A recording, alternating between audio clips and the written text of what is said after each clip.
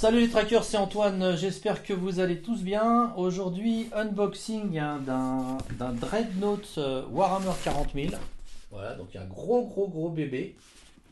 Donc vous le savez, depuis quelques temps, je m'intéresse à ce fabricant et à cette licence. J'ai fait il y a quelques temps l'unboxing d'un soldat Imperial Fist, donc de l'armée Imperial Fist des Space Marines Warhammer 40 000. Là, je m'attaque à... un peu à la pièce maîtresse, je pense, de cette licence pour l'instant, c'est le Dreadnought. Donc en français, on pourrait dire le cuirassé. C'est une espèce de gros robot méca, comme vous voulez, parce que dans l'histoire des Warhammer 40 000, il y a un humain, enfin ce qu'il en reste à l'intérieur. Donc on pourrait dire que c'est une sorte de méca. Donc on va découvrir ça tout de suite. Donc une grosse boîte avec donc, on voit le toys donc. Sur le recto, au dos, on voit différentes photos toujours de la figurine. Voilà, donc une belle boîte noire, élégante, pas de problème. Donc c'est un toy qui est sorti en 2022. Donc c'est pas une nouveauté, hein. Il a pratiquement 2 ans, 1 an et demi, 2 ans.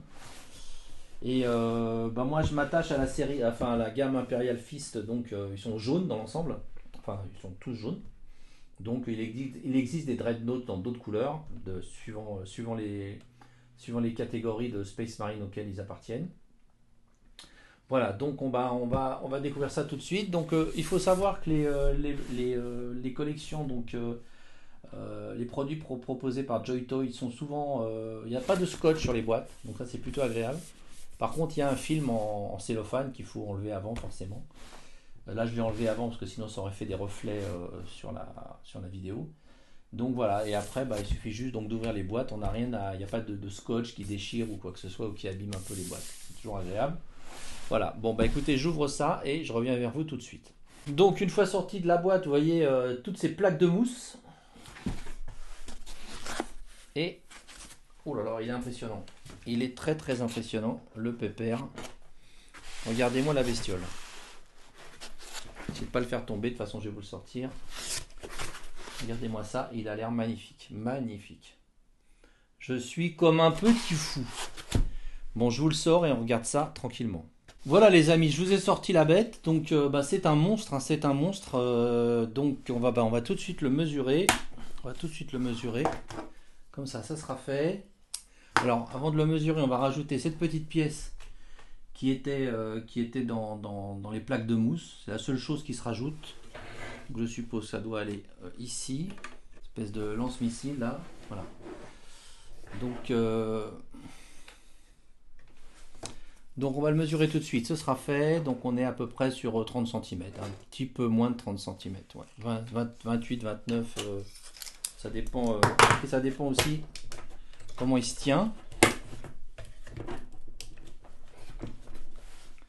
Enfin, on est entre 28 et 30 cm, suivant un petit peu là. On va dire 30 cm, voilà. Donc, c'est un gros bébé. Gros bébé. Je l'admire avec vous, c'est la première fois que je le découvre. Forcément. Donc, on va regarder au niveau des articulations ce qui est proposé. Donc, vous avez des articulations, je suppose, au niveau des épaules. Vous voyez, avec des systèmes comme ça de cran, hein, ça a l'air d'être assez solide. Il vaut mieux parce que il est balèze. La même chose, je suppose, de ce côté-là. Voilà. Au niveau des pattes, donc, comment ça se passe? Au niveau des pattes, j'ose pas trop forcer. Ah oui, c'est ça. Ok. Donc pareil, ici, donc pour faire ici. Là, cette partie-là, en fait, pivote là.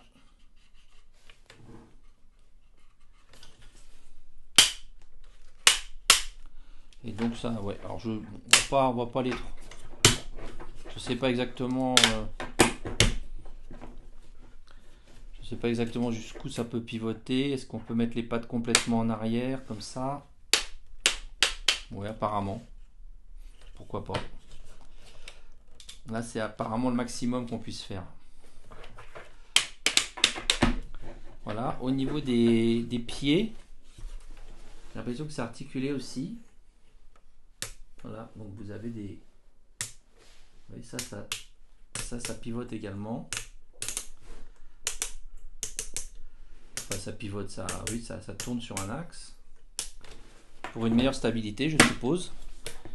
Il est balèze, hein, donc il doit tomber facilement si on règle pas tout bien. Après, est-ce que ça pivote? Oui, donc ça pivote aussi au niveau du bassin. Voilà. Donc c'est à peu près limité par quand cette partie-là du robot touche la hanche, si je puis dire. Enfin, c'est le haut de la jambe, là, ça peut pas aller plus loin. Donc, vous pourrez pas faire un tour complet avec. Enfin, c'est pas Jackie Chan, hein, c'est un mecha, donc c'est plutôt un gros balèze qui détruit tout sur son passage, mais qui fait pas des pirouettes. Alors, qu'est-ce qu'il y a d'autre? Il y a ça se barre, mais c'est pas grave. Je le découvre avec vous, hein, donc désolé si ça prend un peu de temps, mais je ne vais pas vous raconter n'importe quoi. Donc ça, on a vu que ça pivotait, que ça tournait, puisque je l'ai rajouté tout à l'heure. Voilà. Et puis ici, ça doit s'ouvrir normalement. Regardez sur la boîte, parce que... Comment que ça s'ouvre? Parce que ça... Ah, vous voyez, on voit ici qu'il y a un axe, donc ça doit s'ouvrir, mais comment? On va basculer. Ah, attendez, voilà, pardon, voilà, ça se soulève comme ça, et voilà. Et là, ça laisse apparaître le sarcophage dans lequel normalement est l'humain qui pilote, enfin ce qu'il en reste, hein, parce qu'il n'est pas mort, mais presque. L'espèce enfin l'humain qui possède beaucoup de qualités qui font de lui un pilote de Dreadnought. Dans les histoires dans le contexte de Warhammer 40 000, c'est ça, c'est piloté par des anciens guerriers qui sont enchâssés là-dedans, qui peuvent plus sortir, c'est leur mission. Ah, et le pied il pivote aussi comme ça, j'avais pas vu.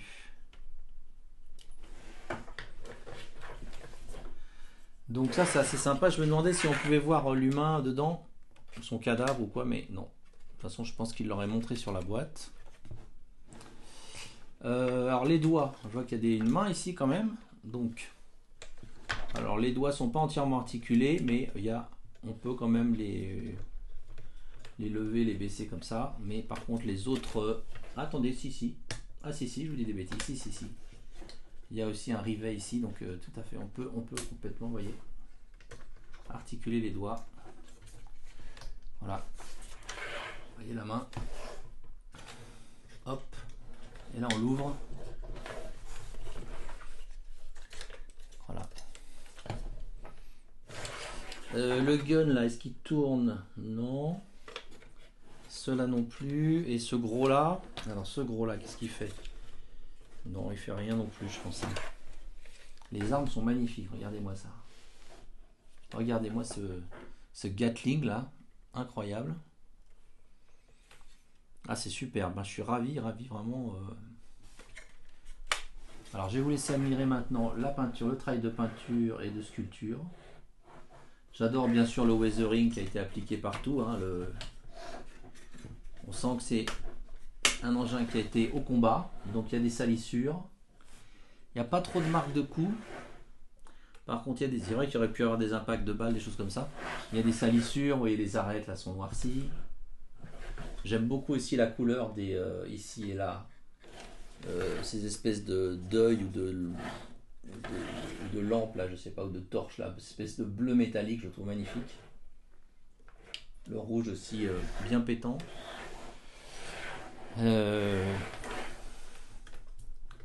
Il est vraiment superbe. Je vous laisse admirer le dos également. Alors, je sais pas, non, je vous avais pas dit ça non plus. Il pivote aussi sur son axe comme ça. Donc il peut tourner comme ça et il peut également un peu pivoter comme ça. Ouais. Donc, je vous laisse admirer le dos, la tête de mort là, les tuyaux.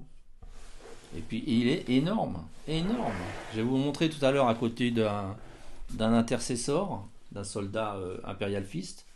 Vous allez voir, ça n'a rien à voir. Donc Je vous laisse admirer les petites... ici le petit emblème, les rouages. C'est vrai qu'ils auraient pu leur mettre un peu plus de... Ils auraient pu mettre des coups, un peu des, voilà, des marques d'armes blanches ou des marques des impacts de balles. Ça manque un peu. Mais le weathering est là, il y a des salissures, les arêtes sont salies.